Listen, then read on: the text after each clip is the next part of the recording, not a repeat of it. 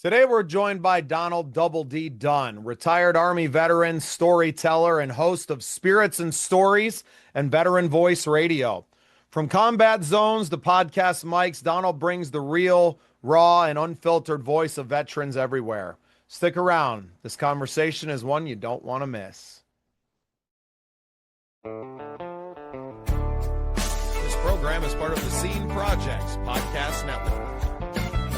Scene Project features interviews with independent musicians, comedians, and artists from across the Midwest. Become part of our community and support local art wherever you are.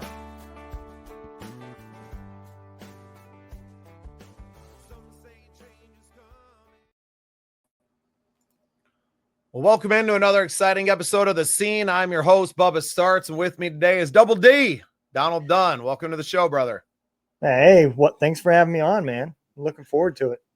Yeah, well, I usually say nice to meet you, but we got to meet here in the studio a few weeks ago. Our co-host and partner on the network, Willie, had you on his show, Soul Impact. And yeah, man, it was great to get to know you then, but we want our listeners to have a chance to do the same. So I'm going to give you the floor and let you give us a little bit of backstory.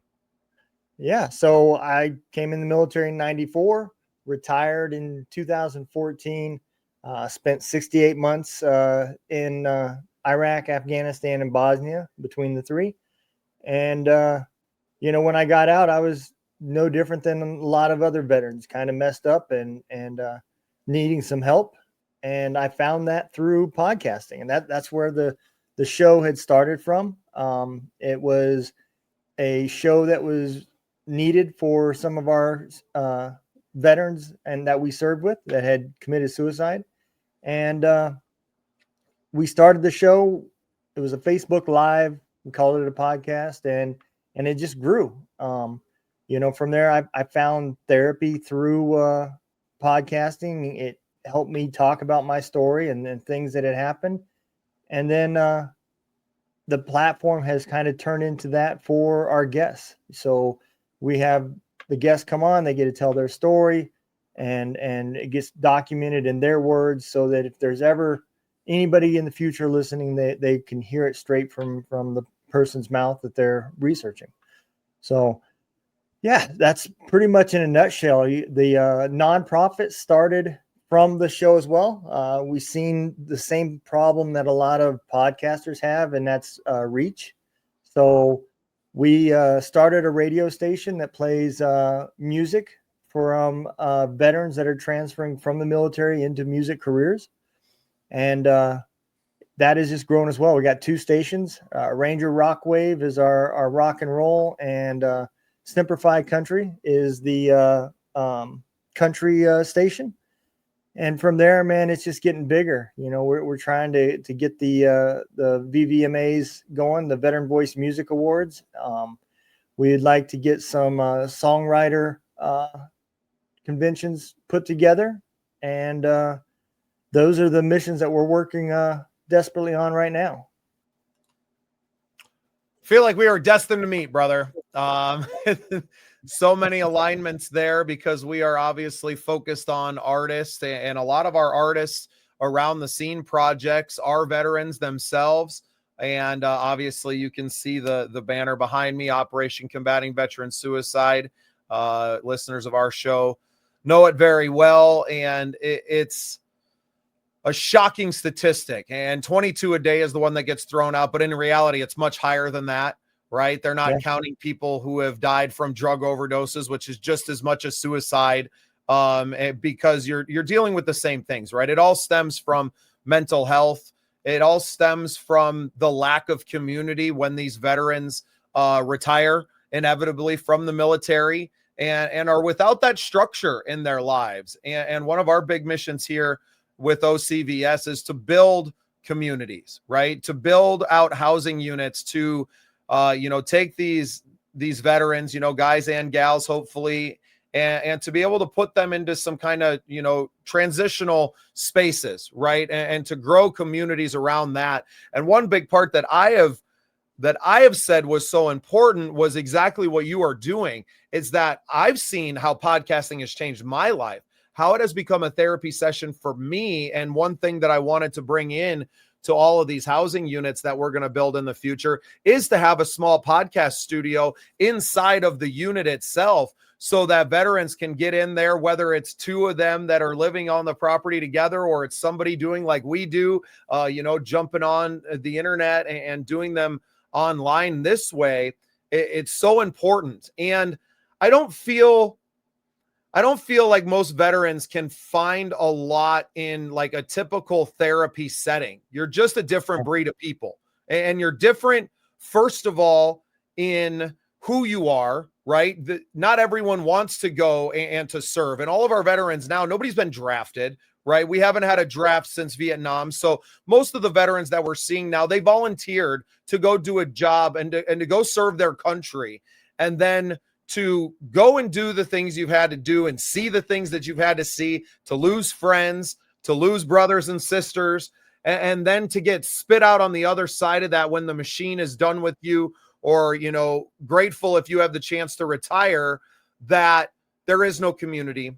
There is no support. A lot of people like to throw around, yes, we support our veterans, but how many people are actually out there supporting veterans? Yeah. You said a lot of the correct things. I believe statistically over 6,000 veterans last year killed themselves. Over 100 killed themselves on the property of a place that they went to for help, whether that be the VA or another program. I don't think you can get a bigger cry than that. The veteran community is 72% higher in suicide than the rest of the population. Now keep in mind, we're talking about major numbers. We're talking about every 6 seconds, somebody kills themselves, whether you're a veteran, it doesn't matter, every 6 seconds. And to be that much higher than the rest of the suicide population is huge. There's no other way to combat this if you're not going to get ahead of it. And there's where the major problem lies. And that's, we only do training to physically train you to go to war and fight. We do not train you to deal with the mental fallback that's going to happen after enough trauma finally breaks that mind down. And that's one of the biggest things, is to get rid of that stigma that you can't see help.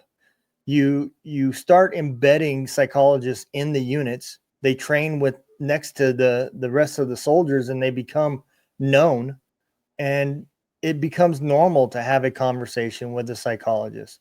It becomes normal to get that kind of training, to understand what resiliency really is, understanding the different techniques that can control breathing, that can control visualization and success of the mission. All of these things are used by the elite of the elite, the NFL, the NBA, the Olympic teams.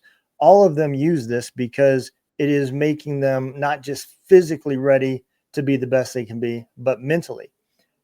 By doing that, you're going to reduce the amount of impact that you're going to have on these programs, the VA and so forth, with people that have gotten some training and they caught themselves before they fell into that depressive state that puts you in that deep hole. And that is the part that is needed. If we don't get ahead of it, those numbers are so large. How do you stop it? It's like drinking water from a fire hose, and it's just going to keep happening because we can't get ahead of the problem. Yeah. How do you turn the spigot off? Yeah. And again, I think a lot of that comes from training inside the military. A unit that's getting ready to deploy, if you taught them the symptoms of PTSD, the symptoms of depression, and you got rid of the stigma that you can't talk about it, that would all get fixed. No different than a broken arm.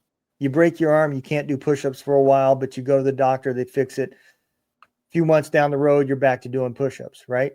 Well, if you catch this problem soon enough before they get to the depressive state, the suicidal state, the point of not being able to talk about their problems, because you're taking now and deploying over and over. Like I said, I deployed 68 months.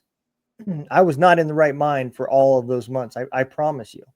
And you get over there, and now I've got 30% worried about my family at home. I got 40% focused on the war, and another 30% that's trying to shut these voices off, telling me I suck and I'm not doing the right things, and I'm a piece of crap, and everything else that's going on in my head. You're not 100% in the moment, and that's putting lives at risk. That's putting more damage done to these veterans. So now you got scabs over top of scabs that you have to work through, and now you're talking years of therapy, not just months or weeks of therapy.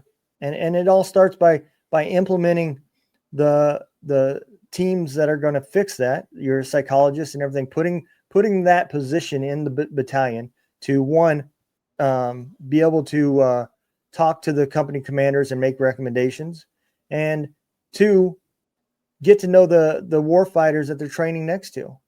You build that trust with your squad members when you're doing PT with them, when you're doing training with them, and so forth. And if you were doing that same training with a military psychologist who's doing PT with you, going to training exercises, now he's not a psychologist. He's a member of that team, that war fighting machine.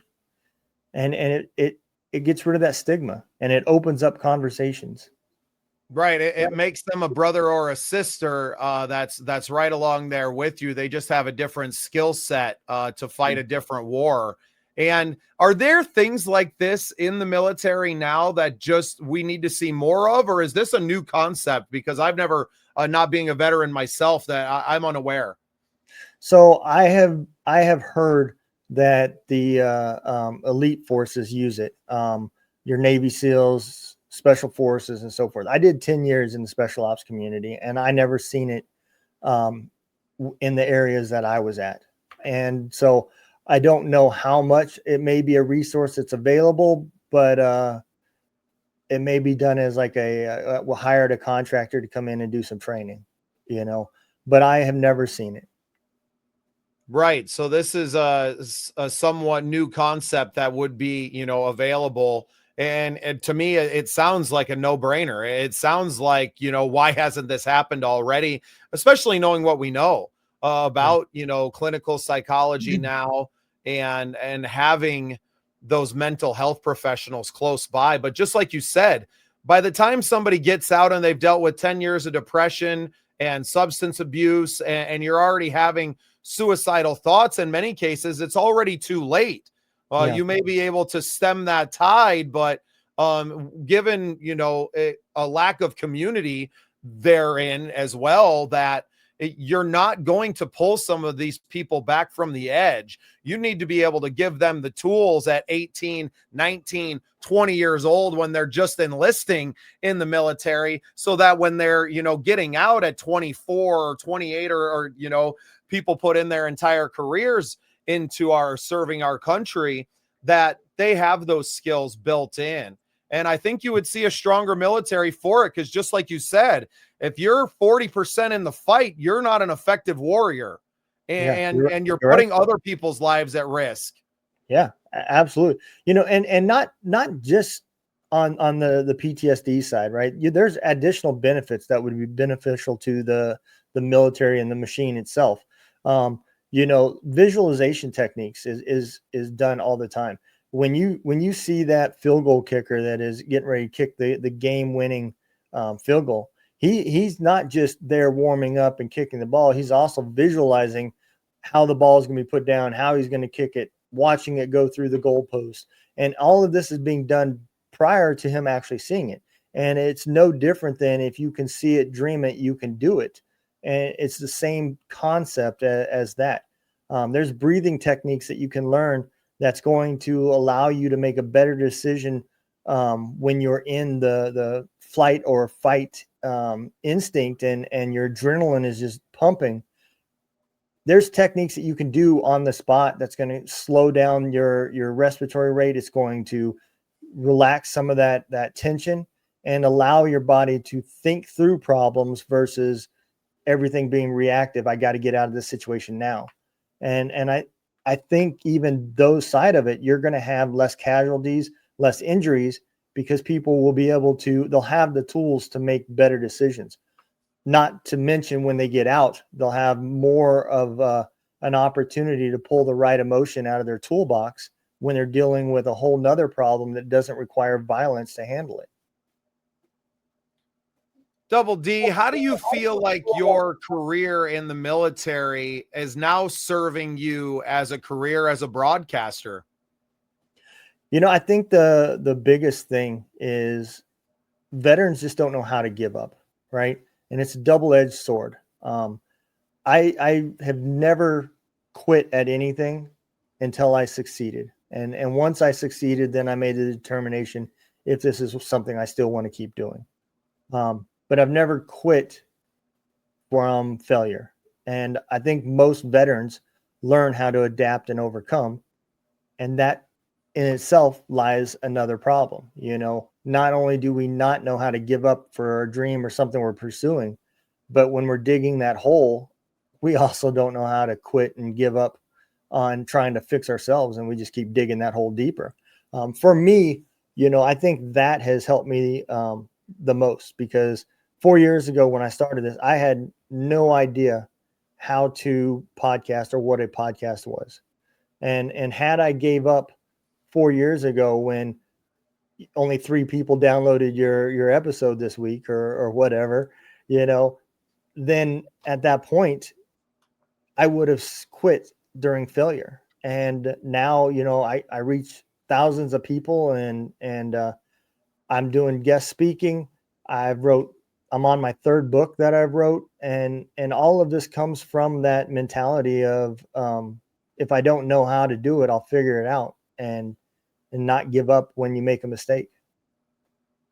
I think that's so important for our young podcasters out there. Nobody's going to be listening. Nobody steps out into this world and is an instant success. Our channel, The Scene Projects, just clipped 1,000 episodes or 1,000 uploads, over 300 episodes, 250,000 views on YouTube, and there's still nobody listening. So, it's not like that. I did dabble into the stats, and I saw that our, Apple Podcast numbers, over 1,000 downloads a month we're getting, and that's great. I don't pay attention much to the numbers because that's honestly not where the work is. And that's not where my good feeling comes from. I appreciate that people are listening, they're tuning in, but to me, it's about these conversations. It's about me getting to know another human being on the other side of the camera or sitting on the couch with me. Unfortunately for me, I don't get to do as many in-person interviews as I would like, but this serves a purpose. And I get to, from my small South Dakota town, connect with people not just around our country and around our region, but on the other side of the world. And what you find is you find so much more alike with people than you do differences. And I say it a lot on this show that this is how God is healing our planet, is how we are healing ourselves, is by having conversations. And I feel like you embody that so well, especially in your veteran community, to say, hey, just sit down and let's talk, right? And it doesn't have to be about something, and we don't have to get into the weeds, but that door is open if we want to go there. And it's what is going to heal all of us. Like, it has made me such a different person, especially going to video in January, right? I've only been doing these video podcasts for just over 9 months now, but since doing that, it has inexorably changed my life. It has changed who I am as a person, how I deal with people, whether I'm online or in the real world, right? So I'm a firm believer in what you're doing with your community, the same way I am with mine. Yeah. I think that's the most important step, right? The first step to podcasting is to make sure that you're passionate about what you're going to talk about and not be looking to talk about what's trending, if you're not a big news guy or a big sports person, but you see there's a lot of people finding success in those categories, and you decide to start podcasting, you're not going to avoid the fade. One, you're not passionate about the topic, and two, when it gets tough, you're just going to quit. And you've got to have that foundation to start with. And if you're not passionate about what you're speaking about and not worried about how many people are listening, then you're going to struggle. And I think that's the first step, is to make sure that you are passionate about what you're talking about. And that is what has worked for me. I am passionate about helping not just the veteran community. It started out that way, but trying to figure out, how do we make this better for my grandkids and my great grandkids, so that mental health crisis that we're going through right now in America is either reduced or programs are fixing it, something. But if we do nothing, then nothing's going to change. And that's what I'm passionate about. Yeah, just doing something. And for me, our relationship with Operation Combating Veteran Suicide is still brand new. I just met Charlotte, the founder, Mrs. South Dakota International, and her husband, Casey, back in May. And we've accomplished so much. Thousands of bottles of water that we put out in Sturgis for the motorcycle rally. I was just at the Cinch Playoffs Governor's Cup here in Sioux Falls, South Dakota last weekend, and put out several hundred of our, I call them tags, just a little business size QR code, business card size QR code with the OCVS, donation link attached to it. We had our banners down there in front of, 10,000 people over the weekend, and just raising the awareness of what we're trying to do. And in that time, we had a conversation with two gentlemen in particular, Leon and Kelly Rydell, who both, one was a veteran, 38 years in the service, retired, and had a long, lengthy career. And Kelly works with a Souls of Sacrifice, who's a national bike club, who's doing things anyway. And it's like those two conversations were the mission, right? I didn't know who I was going to meet there, but I knew it was my job to get out there, tell everybody about what we're doing, and supporting our veterans in any way that we can. And you don't have time, right? We were I call it the squeeze shoot, right? To put it in rodeo terms, that we were at the entrance and exit of the building. Every single fan came in and left through the same point, and we were right there spreading the word about our mission and what we're trying to do. And if at the end of the day we reach those two gentlemen that may end up being,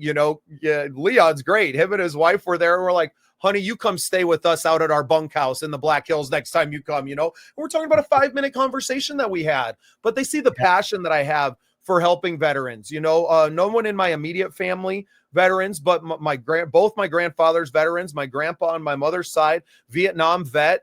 And, he didn't talk about it a lot, right? I didn't get to hear war stories. He wasn't that kind of man, but I knew how important his brothers in arms were to him, right? Because they would get together all the time. And because of what he had done as, when he was with them, he earned a Silver Star for, getting behind the gunner and getting the pilot out of an enemy mess hall. His helicopter landed in a Gook mess hall, right in the middle of Vietnam. And he was one of the older guys there. He enlisted at like 24 after one of his younger brothers got drafted.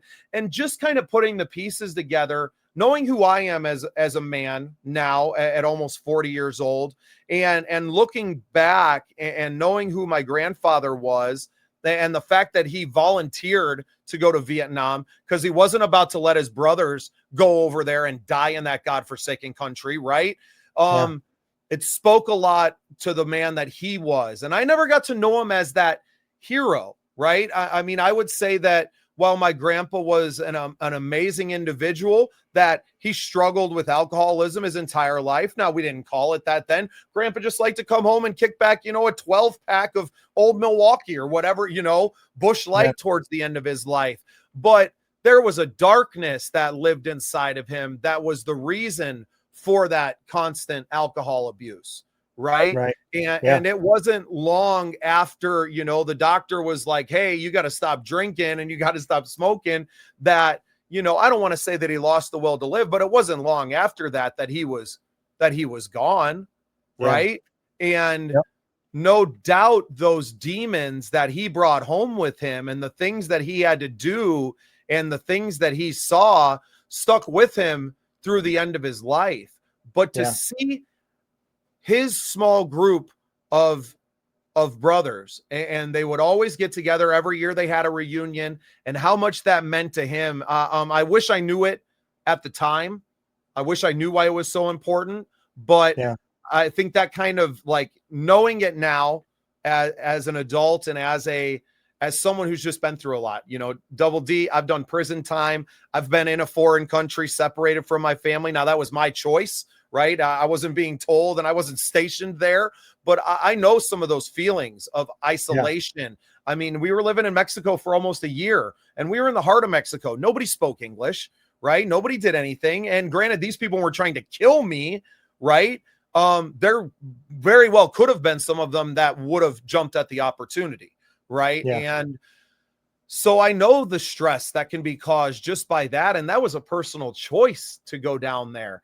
I can only imagine what some of our veterans have to live with every single day. And it's why I am passionate about the foundation now, the organization, Operation Combating Veteran Suicide, and in connecting with people like you that are out here doing God's work, truly, and working to save the veterans, not just using the veterans as an excuse to pocket big paydays like some of the large nonprofits that we see around the country these days. Yeah. And that's, that's the big part of this. All of these little mom and pop nonprofits, the reason why it's so hard for veterans to find them is because they don't have the budget to advertise. And it's extremely important. Podcasts like this and mine and a lot of others out there are eager to have these kind of nonprofits on to help spread the word. And without this, imagine how many veterans would actually even find it. There's a lot of great programs out there. They're just very small. And, a lot of them don't even have any waiting time frames. And it's because they're hard to find. Well, I think that's our next collective mission is you send me all the ones that you already know, and we'll continue to find more of them on our side. I got a few in mind already. Hero Stock down in Nebraska is one we just connected with recently, and we're going to be doing some work with them. I'm actually going to run into them out in Deadwood, I hope, for the Wild West Songwriters Festival and the Tales and Trails music festival that'll be happening on Main Street, Deadwood, that weekend. But that's our job now, right? And I want to thank you for your service and for your continued service to your veteran community. It's not just commendable, but it is so, so necessary to making this, to changing the world, right? To making our vision of the world different and for changing lives. That's what it's really about for us. And I know for you as well. Double D, I'll give you an opportunity to go ahead and plug everything. Tell people where they can find you and the shows and where they can support everything that you got going on. So if you want to keep track of what I'm doing, you can go to donalddunn.me, and that's my personal website. You can see my books that I've wrote, follow the blog, watch the podcast, listen to the podcast, keep up with news, everything from there. If you would like to download the apps for the radio station, they're 100% free. There's no account required, so you don't even need an email address. You just go to your app store, download either Simplify Country or Ranger Rockwave, and hit play. And you're now listening to music that is wrote by the people that have lived their songs. If you're interested in getting into podcast, I do own a media company. It is one of the ways that I help fund Veteran Voice Radio. And there you can find hosting packages, as well as we do a profit sharing with all of the content creators. So 30% of all the profits go back to the content creators that are creating. And it's not going to get you rich, but it will cover your costs and software expenses and other stuff. And the whole theory behind that is to keep people talking and keep people having these conversations. and not letting somebody that's using something as therapy cause them to quit, because then there's nothing left for them to talk about. I couldn't love all of it more, Double D. I'm glad we got the chance to connect today, and we're going to be doing a lot more of that in the future. I know that for sure. Thank you for everything that you're doing for the veteran community. Thank you for everything you're doing for the podcasting community as well inside of that. And thanks for being part of the scene. Yeah, thanks for having me, man. I had a great time.